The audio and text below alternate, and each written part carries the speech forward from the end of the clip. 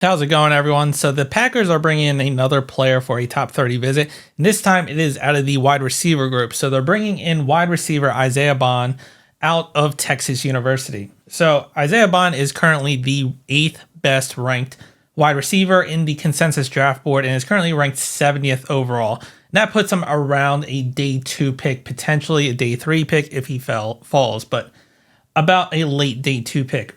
As for his RAS score, he actually did not test enough for him to get a RAS. So overall, for what he did test, he has a height, or he comes in at a height of 5'10" and 180 pounds. So a lot smaller and a bit leaner than the Packers tend to go for. He's a very light dude.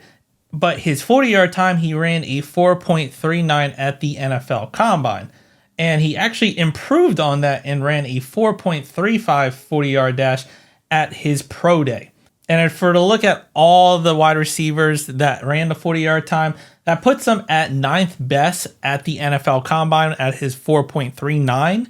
But then at his 4.35 time, it actually puts him at 5th best. So he's at least in the top 10 out of all the wide receivers, with the fastest actually being his fellow wide receiver outside of Texas, Matthew Golden, who ran a 4.29. Now, for Isaiah's time in college, he spent 3 years at college.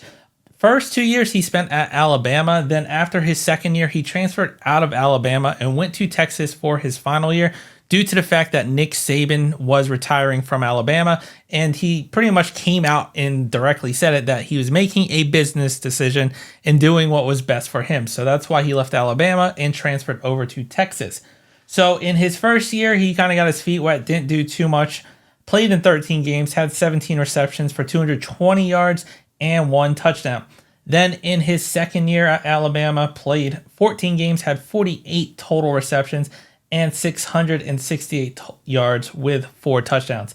Then in the final year at Texas, played in 14 games, had 34 receptions, 540 yards, and 5 touchdowns. And if we're to move over onto the PFF side for his grades, in 2022, had a 58 offensive grade and a 56.9 receiving grade, but didn't play too much. Then in his second year at Alabama, had a 76.3 offensive grade and a 75.7 receiving grade. And in his final year at Texas, had a 68.9 offensive grade and a 70.3 receiving grade. In each season, he only had 2 drops as well. That's something to note. He didn't drop too many balls, just 2 in each season. And moving on to the run blocking grades, because I feel like this is kind of important to also look at with Matt LaFleur's offense. He wants his receivers to be able to block. In his first year, once again, didn't get too much play time, was involved in 152 run plays, 64.5 run blocking grade. 2023, 270 run plays, had a 72.1 run block grade. But at Texas, with 208 running snaps, had a 45.3 run block, which is significantly a lot lower. But I do also want to add the fact we might want to take his grades with a slight grain of salt, at least in the run block and also his final statistics, because he did have an ankle injury that he sustained in week 7 of that final season against Oklahoma, to where it was kind of announced, I believe, during week 8 against Georgia. And he pretty much played most of the games after that ankle injury, so it probably never fully healed up.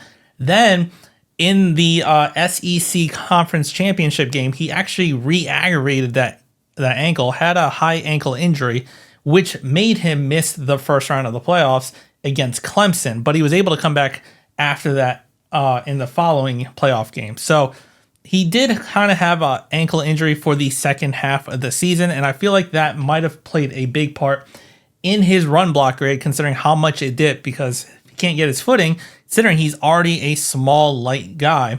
He needs better footing, and he probably couldn't get that, which hurt his run blocking. And then his stats are also a little bit lower, and if you have an ankle injury, he's probably not going to be as agile and as fast as he normally is, which also could have hurt his stats as well. But moving on, so on Bleacher Report, some of the pros and cons for him. Some of the pros: he's a dynamic athlete with an explosive burst and acceleration to blow past pursuing defenders, fluid and easy mover, clean route transitions for good separation, dangerous after the catch, suddenness to transition from receiver to runner, and vertical threat with elite top end speed. But some of the cons that Bleacher Report has reported: underwhelming play strength to fend off physical coverage defenders, which makes sense considering how lean and short he is. Catch radius is limited and cannot be relied upon in contested catch situations. And undersized frame limits his upside as a play side run blocker. So he could be an okay run defender, especially if it's not on the play side. But due to the fact he is 5'10", 180 pounds, a lot left to be desired, especially if they're running towards his side. And so at the end of the day, this might not be a receiver that Brian Gutekunst wants to actually target. He has in the past, like the top 30 is a good idea to see where the Packers are kind of targeting, what positions, but not always the players they're looking at. Yes, a lot of players that they bring in for top 30 visits do get drafted, but they also, he has come out to said this, he does bring in some players also to try to throw off the other team to kind of maybe make them think that, hey, we're going to go for this guy potentially, or we're interested, but he really has no interest. So can he fit with the Packers?